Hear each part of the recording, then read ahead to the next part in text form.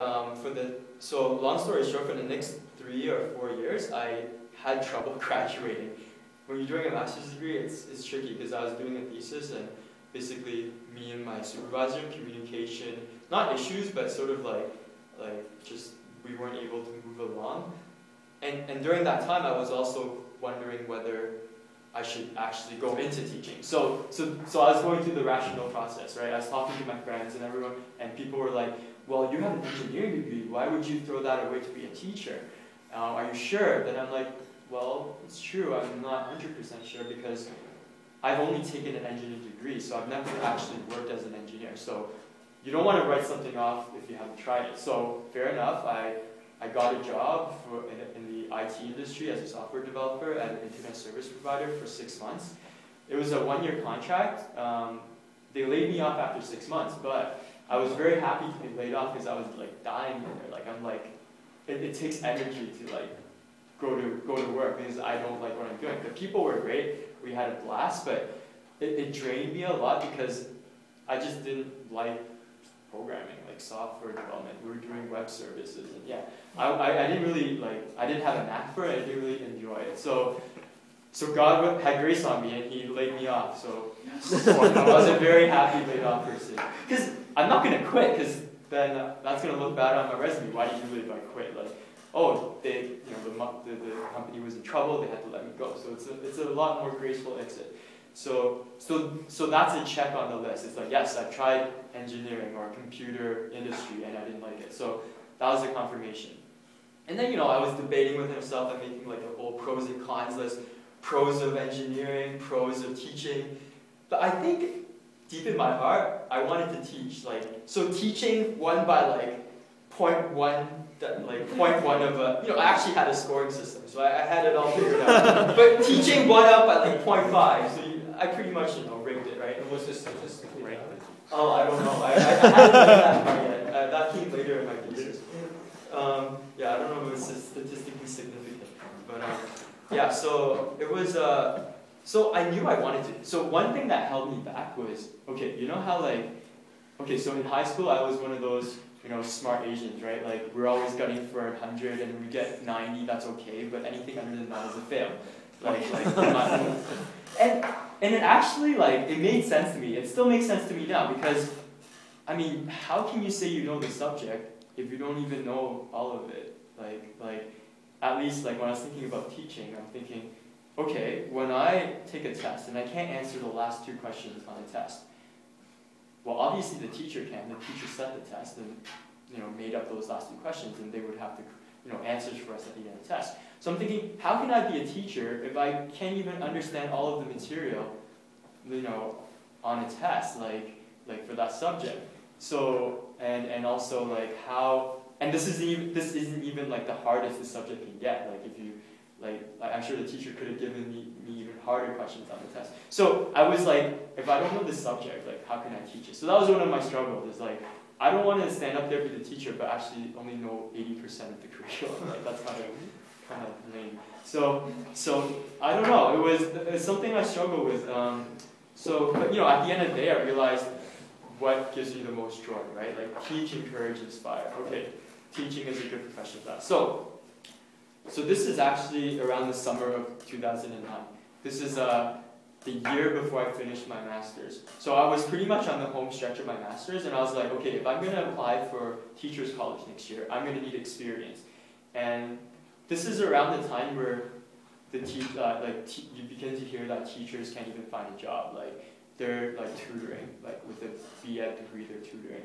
So stuff like that. But then I was like, I need experience.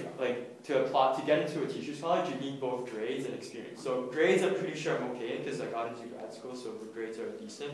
But experience, I didn't, all my experience was within the church, and there's nothing against the church. I worked at Kids Clubhouse, which used to be known as just day camp. For 6 years during high school and early university. I coached softball for 3 years. That was head coach, but before that I was assistant coach. So that also affirmed my calling into teaching, just working with teenagers. I really enjoyed that. But I had good church experience. But I didn't have, but like I didn't want him to go, oh well, you're just with the same organization all the time. Maybe they just like you and they just like keep like taking you in. So I needed some like secular experience, and also I needed experience in like more academic stuff rather than just like, you know, day camp softball. So I actually like, so I remember this very vividly. Like this is the end of July in '09, and I was like, I should get a tutoring job for September. So I applied. I applied to something on monster.ca. So the next day, I get a call asking if I wanted to teach a crash course for August, like in grade 12 physics. So I was like, wow, this is crazy. Like you hear teachers, you know, having trouble finding jobs tutoring, and here I am. Put up my resume one day or application one day. Next day they want me to teach physics. So I'm like, this is awesome. So tutoring experience, check. But also I needed classroom experience in a high school. So I was thinking, okay, I'm going to call my old high school, see if they'll take me. This is pretty much a cold call, like seeing if any of my old teachers are there. And it's been like 8, 9 years since I've been there. And I was also talking to some friends about like the fact that I've been calling my old high school to get a volunteer position. So I was talking to, I don't know, some of you guys might know Robin Ng, like, so someone who used to go to our church, and she went to Unionville High School. Anyone heard of Unionville High School? Yeah. Some of us? Yeah. So it's in York Region and Markham. And she went to Unionville High School, and so did like almost everyone in this church. I actually know someone who graduated from UHS or is going to graduate from UHS from like the year 1999, just from going to this church. Like someone from this church graduated from that school every year of the double O's, which is pretty crazy. And I hear really good things about it, so it's a really good school. So I'm like, oh, and Robin told me there's this really good math teacher there, and you should try volunteering with him. So I cold called him at the early September, so I guess this was 2 years ago, and he was like, yeah, come in, we'll have a chat and see what you want. So I go in, I chat with him, and immediately he was like, okay, I see what you want. So if you want to volunteer with me, you need to come in like at least 3 times a week, and you can sit in on my grade 9 applied class and my grade 12 advanced functions class, and you know, at first you'll watch, and then I'll give you some stuff to teach, and then you're on your way. So I was sort of blown away because here he has a plan for me. He's like already like I was just hoping to like sit in the class and like help some student who's struggling, but he's already like, he's treating me like a student teacher, and I wasn't even a teacher's scholar. So that I think is like a work of grace, just because this is so like out of nowhere, and it's so good too. And watching him teach, he's like a teacher that I would model myself after. Like he's funny, he tells stories, he explains his stuff well, he knows his stuff. Like he's actually, his name is on the textbook, like of the advanced function textbook. He's a consultant. So I was like, this guy's perfect, like for someone like I could look up to, model after. And then I find out he's a Christian. He actually played on the worship team for Rabbi Zacharias International Ministries, which is like, what? This is such a small world, right? So, and he inspired me to wear this ring, because this is the ring you get from graduating the engineering program. But you know, I was thinking, yeah, I'm not going to be an engineer, I'm going to go into something else. And I'm not going to get my PN, so why am I going to wear this ring? But he inspired me to wear the ring because he wears his ring. He's an engineering graduate. I think he took mechanical engineering at Waterloo, and he was saying he wears it because he worked 4 hard years for this. Of course he's going to wear it. And I'm like, yeah, I worked 4 hard years for my degree too, and they gave it to me after my degree, not after I became a PN. So I wore it because he inspired me to wear it. So. Anthony Silva, if you've been to that school, cool guy.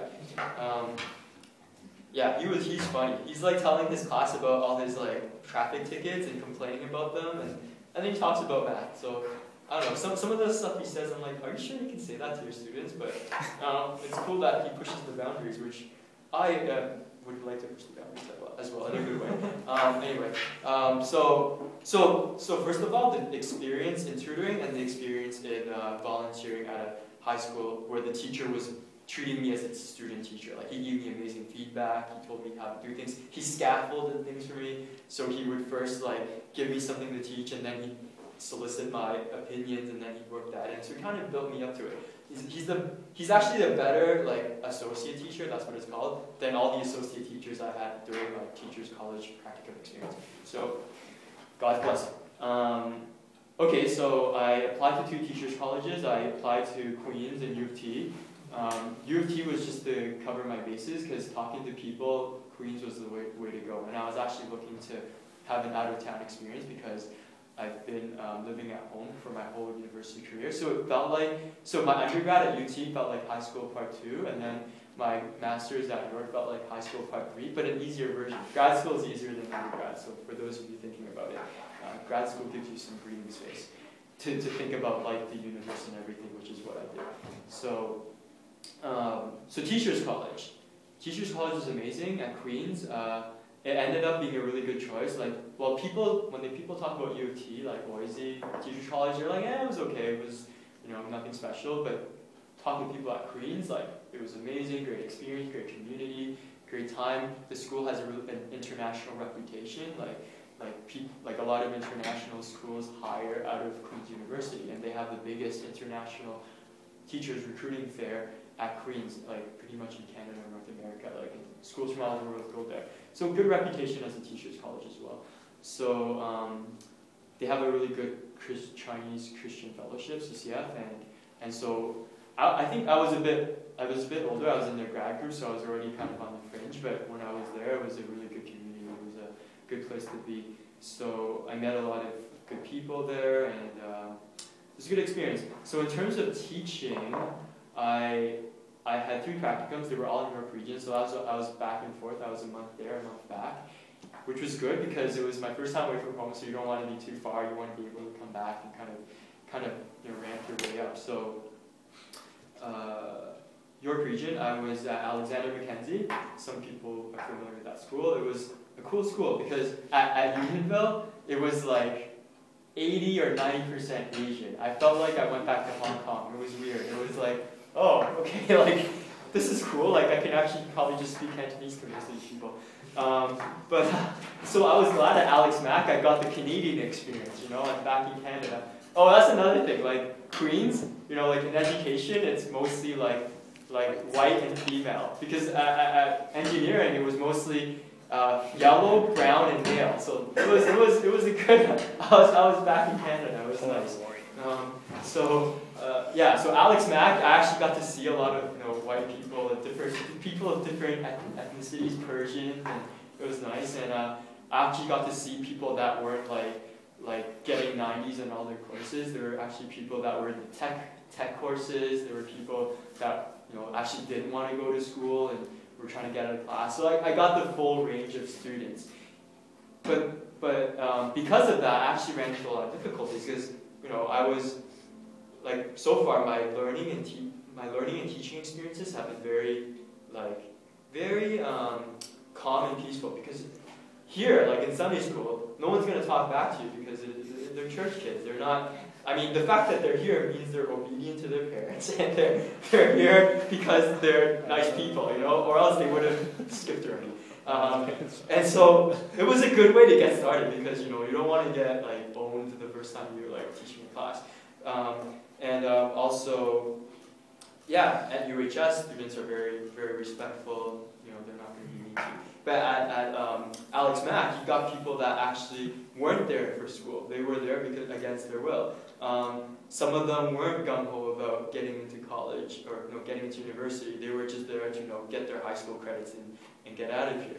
Or go to work. So it was a struggle. Like I had students talking back to me. I had students lying to me. I had students like complaining that I couldn't teach. See, here's another thing, right? Like I may know all my stuff, but if I can't explain it to them, and the thing is, I may explain it to them like decently, but if they're not at the level where they understand, like they'll just talk back at you. They'll be like, so one of the kids was like, could Miss KB teach us instead? Like my associate teacher. Which, for someone like me who's never experienced this, I was like, oh my gosh, I feel terrible. Like, I feel like I suck, right? Because, I kind of don't expect students to give me that kind of feedback. And so my teacher would be like, oh yeah, the students are frustrated, and I'm thinking, oh, they're frustrated. So it's nothing personal. They're just like, they just don't get this, and they don't know how to express themselves in a respectful way. So I have to learn to have thick skin as a teacher.